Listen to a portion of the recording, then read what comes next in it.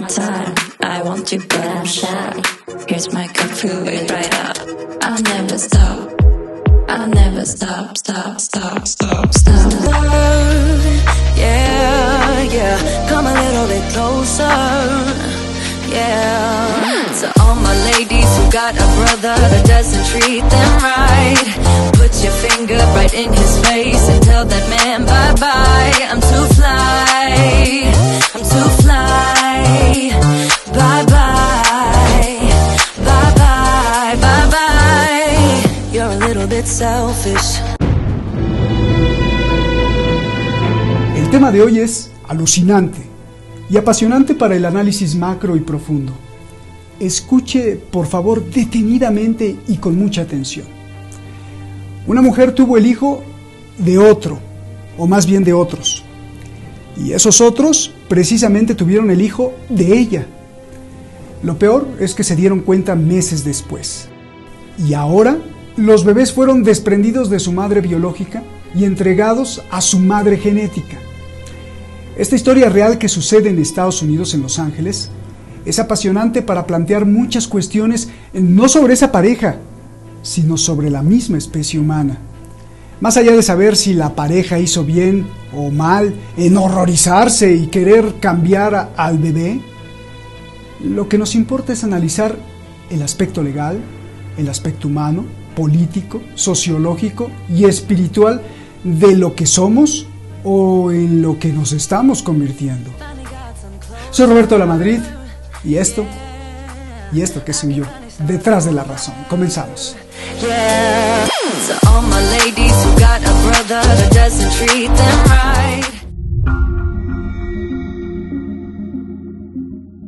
Este es el matrimonio de los Cardinale. Ella es Daphna y él Alexander. No podían tener un bebé. Acudieron a un instituto de fertilización in vitro. En un laboratorio tomaron el espermatozoide de él y el óvulo de ella y realizaron la fecundación.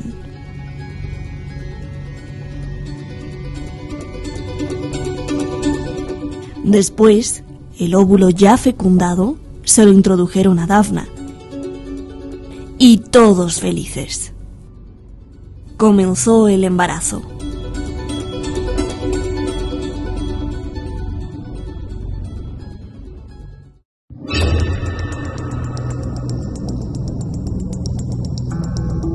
Nueve meses después, el matrimonio fue a dar a luz.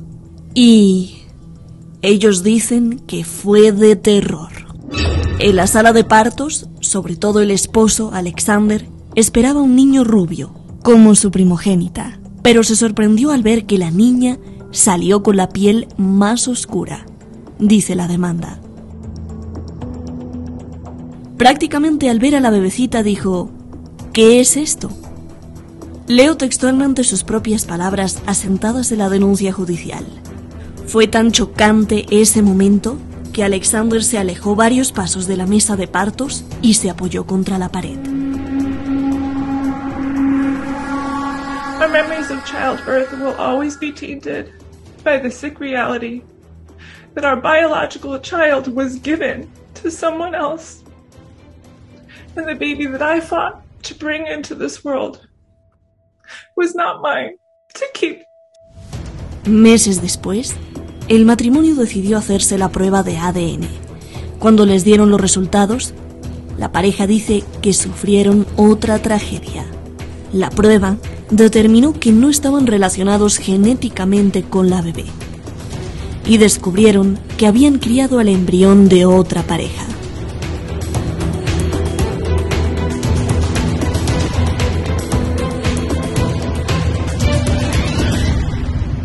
The moment our second daughter was born should have been among the happiest of my life. But I immediately felt shaken and confused as to why I didn't recognize her. Ahí comenzó otra historia truculenta. Hay que deshacerse de la bebé y recuperar a la que dicen es suya. Buscaron por mar y tierra a la pareja que había dado a luz a su embrión y descubrieron además que esa pareja eran los padres genéticos de la bebé que les dio horror.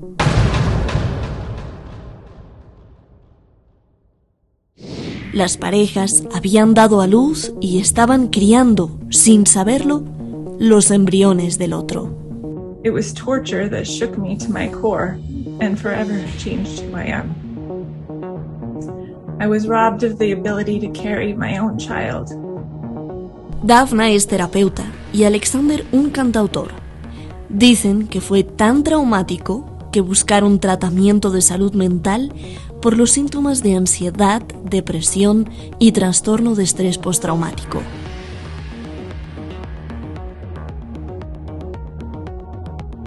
Has taken away everything. Los cardinales están furiosos.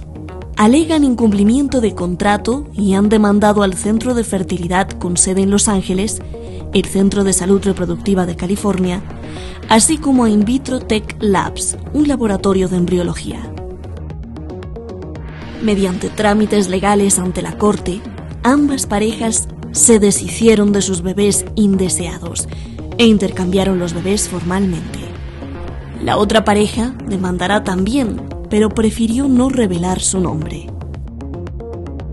Quien está en shock es la hija mayor de 7 años, que aún no comprende cómo su hermanita bebé morena fue intercambiada por otra rubia.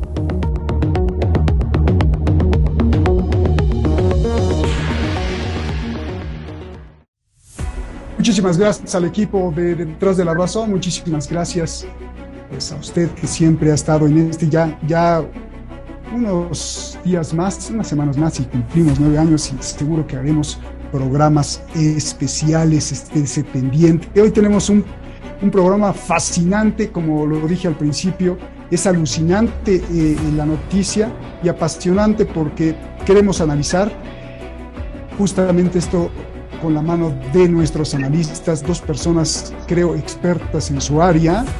Usted las conoce bien, seguramente. Estudió sociología en Francia, participó en el surgimiento de los movimientos sociales que contribuyeron a expandir la conciencia colectiva al final del siglo XX. Fundó Cuarto Creciente, así se llama un centro de información y apoyo para mujeres en México, donde se atendió servicios de salud integral, asesoría jurídica, psicología y académica también. Ella es Virginia Sánchez Navarro. Virginia, muchísimas gracias. Gracias por estar aquí en este tema que nos atañe. Y bueno, pues uno de los pilares de Detrás de la Razón. Gracias, hermano, por estar aquí. Él es autor de muchos libros, el cual pues siempre he estado y estaré muy orgulloso de que me haya invitado a hacer el prólogo de su libro Los amantes del fin del mundo. Francisco Fernández Cruz Sequera, usted lo conoce muy bien, abogado de convicción, de pasión, escritor, investigador, también de convicción y de pasión, y un gran placer ser su amigo y ser su hermano. Gracias a los dos por estar aquí. Empezaría primero con las damas, pero en este caso por la cuestión de la organización, pues voy a empezar contigo, Francisco, si me permites, Virginia. Y Francisco, la primera pregunta ontológica es: ¿de quién es un bebé? ¿De quién es un hijo? ¿De la que lo parió? ¿De la que le puso el ADN? ¿De la que lo gestó dentro de su vientre? ¿O de la que lo alimentó? Esa sería la primera pregunta ontológica. Pero primero respóndeme, Francisco, la pregunta del millón: ¿qué delito se cometió? ¿Fraude, violación, robo? Francisco, un placer. Bueno, lo primero, muchas gracias por invitarme nuevamente, hermano Roberto. Un saludo muy afectuoso con Virginia, porque hemos tenido ocasión de charlar antes de empezar el programa. Y yo quisiera situar a los televidentes, a las personas que siguen el programa, en una perspectiva jurídica, puramente técnica.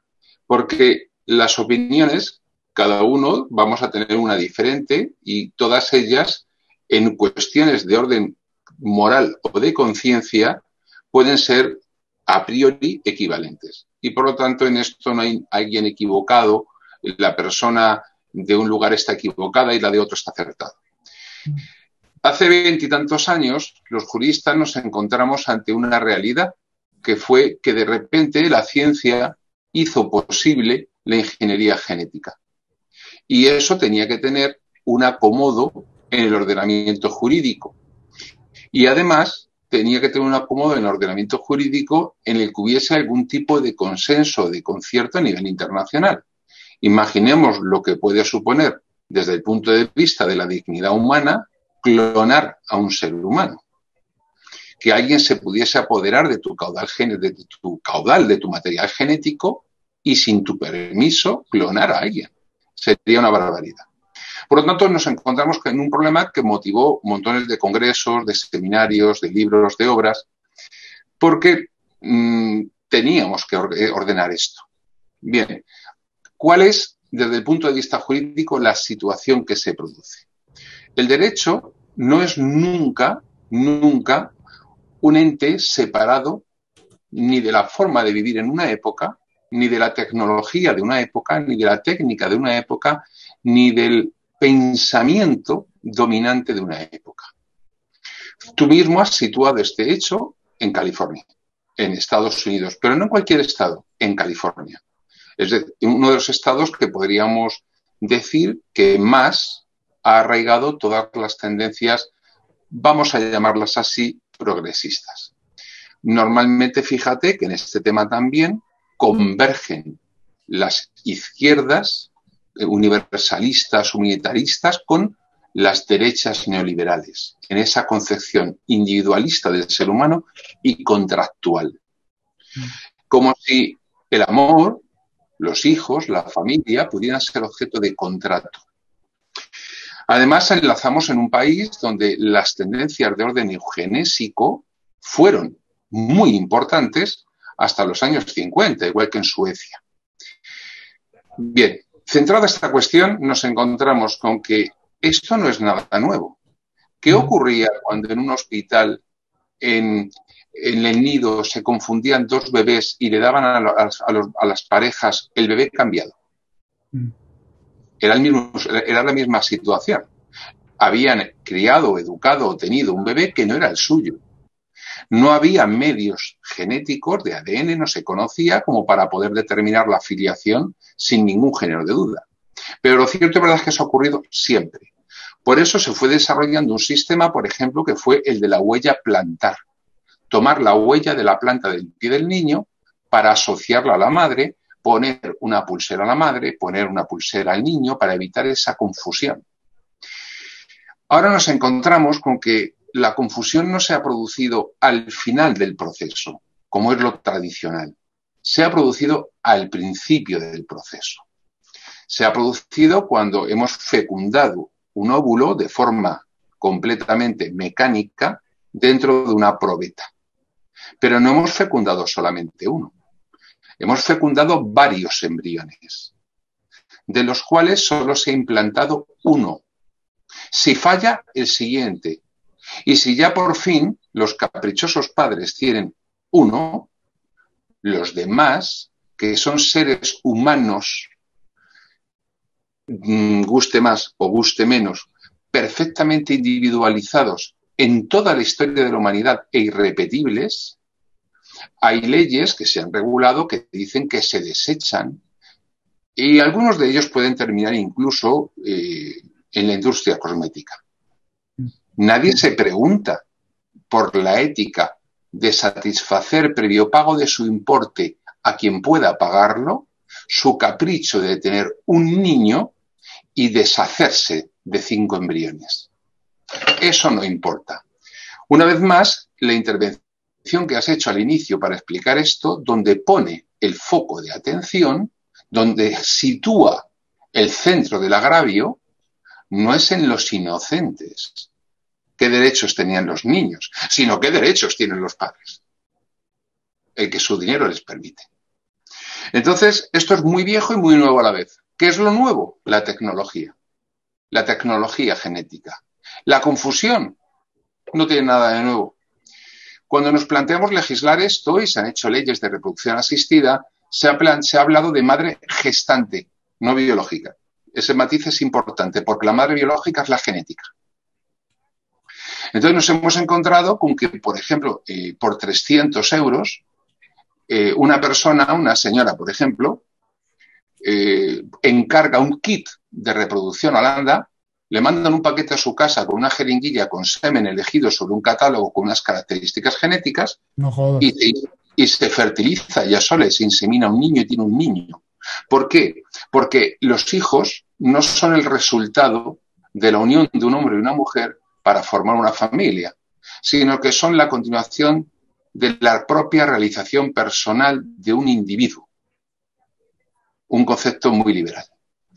Un concepto muy liberal que lo que subyace en todo esto es la destrucción de la familia. La destrucción de todas las unidades naturales de vida, un concepto, Virginia, que ha vivido en Francia, conocerá perfectamente porque allí la masonería reina a sus anchas. Es decir, el iluminismo. Entonces, esta situación es reprobable, no tanto en sí por el hecho de la confusión que se ha producido al inicio del proceso, porque antes se producían al final, sino por todo lo que subyace en ella. En un laboratorio, las personas que han hecho tocado a cada madre el niño de la otra. Pues sí, es un error. No es delito, no es un fraude, porque no hay mala fe, no hay mala intención. Es sencillamente una imprudencia, una negligencia o una infracción del deber de cuidado. Eso es lo que en derecho llamamos culpa. Y aquí, como todas las cosas en el mundo liberal, las culpas, el honor, las vidas, las lesiones, las mutilaciones, todo se traduce en dinero. Entonces la pregunta es, oiga, ¿ustedes cuánto quieren para considerarse compensados? Y ya está. ¿Quieren 5 millones de dólares? ¿25, 50, 3? ¿Qué quieren? Y hemos terminado. No hay nada más. Es decir, en el fondo todo este tema parece muy moderno, parece muy atractivo, parece muy polémico, pero en el fondo es muy sencillo. Parte de un concepto de vida que se puede participar de él o, como es mi caso, se puede reprobar. Pero es una cuestión de elección. La historia en sí es tan vieja como el mundo. Y no hay nada de malo en que una persona pueda, que no tiene hijos, adoptar otro. Eso es lo que se hacía ya hace 2000 años en la antigua Roma o en Grecia. Es más, el paterfamilias romano muchas veces adoptaba un hijo. Los propios emperadores de Roma adoptaban hijos para que les sucedieran. Y de eso se pasó de la monarquía, de esa monarquía, de ese tipo de monarquía electiva, se pasó a la monarquía hereditaria por aquello de que aunque mi hijo fuera tonto como es mío, que me herede. Pero verdaderamente no es nada viejo. Y cuando una persona realmente lo que quiere es darle salida a una visión de familia, pues puede adoptar un hijo. Que luego quien no le importe nada, no tenga límite, no tenga freno moral, considere que los embriones no son seres humanos, que pueda hacer lo que le dé la gana. Y luego encima quiera convertirse en víctima porque se han confundido con los embriones. Fantástico. Tú te has confundido de vida.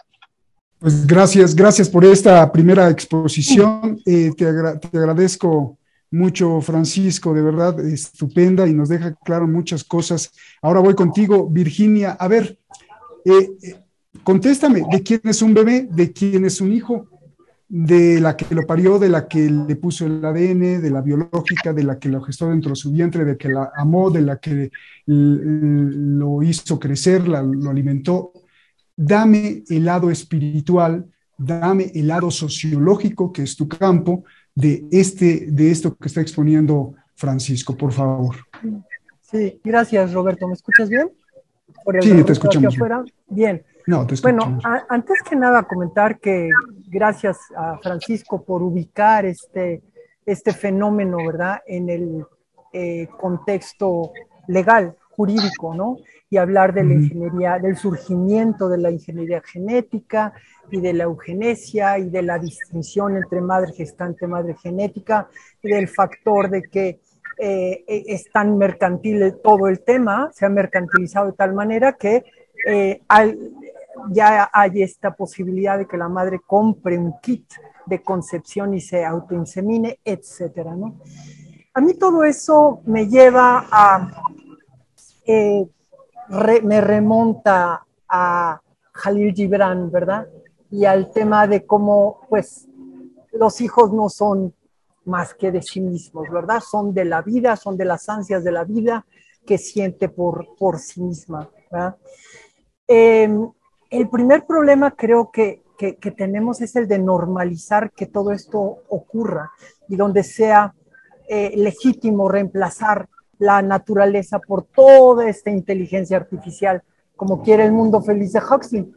Y me gustaría invitar al auditorio, a todas las personas que nos estén poniendo atención ahorita, a que retomen el libro para ver cómo comienza contándonos justamente cómo un par de estudiantes visitan un laboratorio donde se practicaba y se presumía lo que se conoce, lo que cita como el método Bokanovsky, donde se unía un óvulo y un espermatozoide en un tubo de ensayo y lograban 96 embriones idénticos.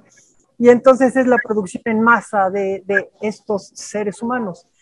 Y ahí nos lleva el libro después a la sala donde están envasando y etiquetando los embriones para enviarlos a la sala de predestinación social, donde se crean seres humanos a la medida de las necesidades del orden social en curso, ¿no?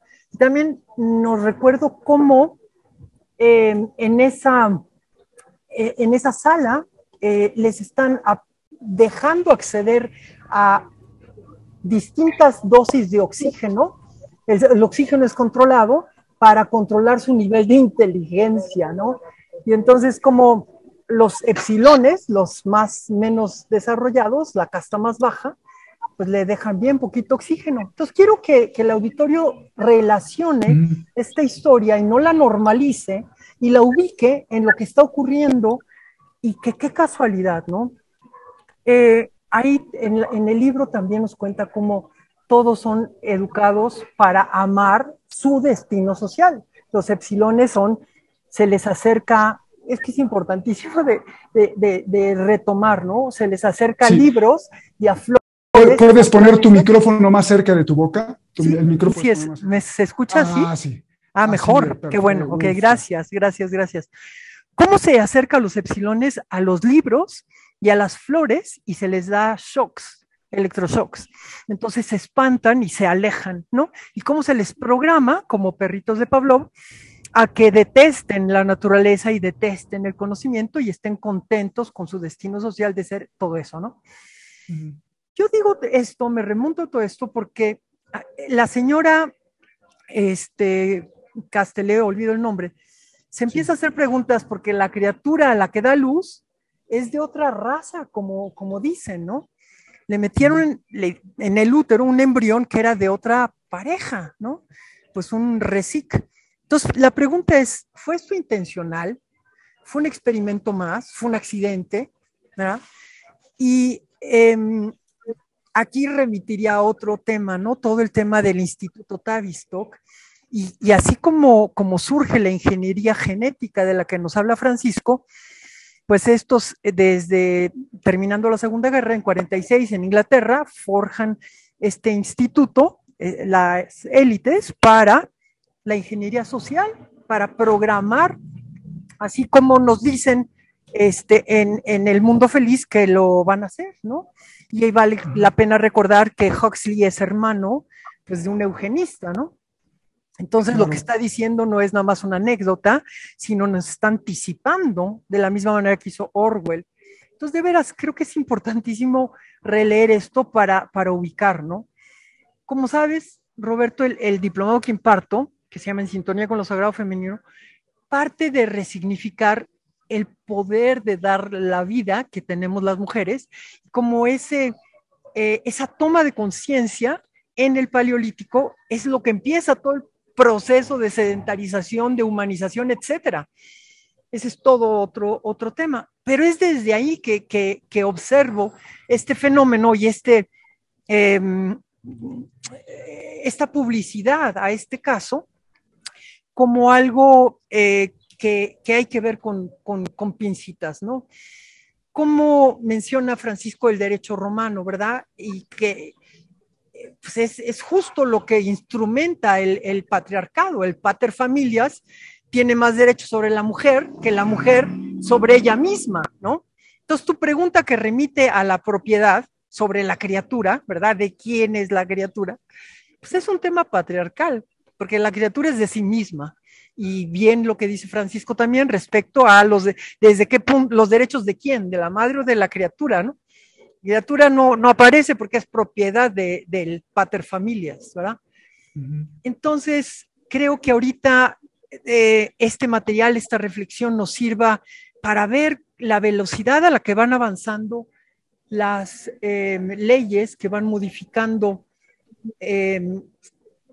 los derechos reproductivos, entre comillas, que es un concepto que viene también del IPPF, del Instituto de Planeación Familiar, que es un instrumento eugenista, y que hay muchísimo que reflexionar al respecto, y que todo va en el sentido de mayor cosificación de la mujer, ¿no? La renta de útero, etcétera.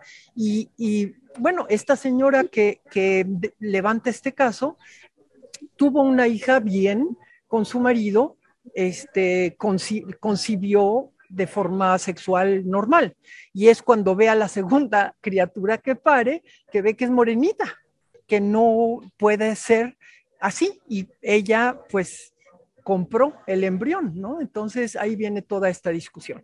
Pero eso es lo que como si fuera un por el objeto, momento. ¿no? O sea, es tremenda. Ahora voy con la segunda pregunta, déjame ir con Francisco, pero te dejo por la tarea de la segunda pregunta. Va. O sea, esto sería completamente materialista. Oiga, señor, yo compré un coche rojo y me salió un coche verde, ¿no? A ver, déjame ir con Francisco. Francisco, yo quiero profundizar más en la pregunta de quién es el bebé, y si esto nos lleva a replantear o por lo menos proponer que el derecho, pues no sé cuál derecho, porque muchos países tienen una diferente concepción, por lo menos el derecho en promedio tenga que replantearse sus ideas antropológicas para poder pues abarcar este tipo de casos. ¿De quién es el bebé?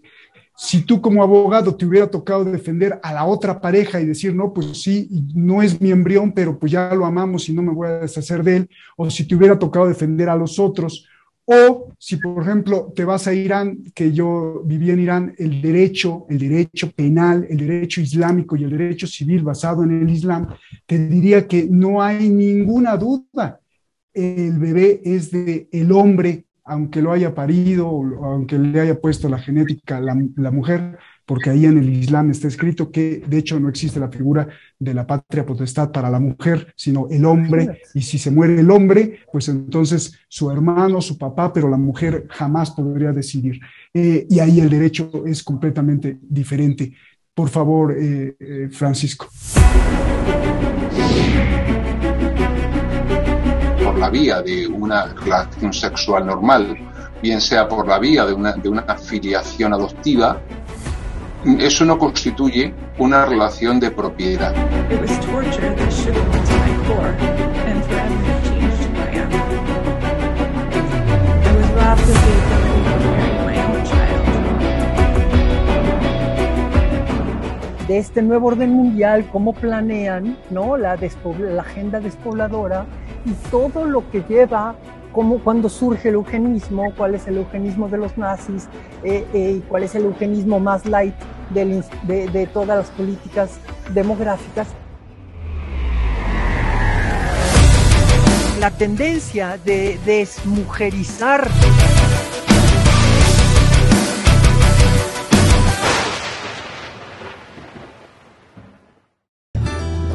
pedirle, como todos los canales lo hacen y que gracias a eso podemos existir y llevar la información, que haga algo muy sencillo. Solo píquele ahí y suscríbase, toque la campanita, para que este espacio de libertad continúe. De lo contrario, los que nos quieren manipular seguirán avanzando.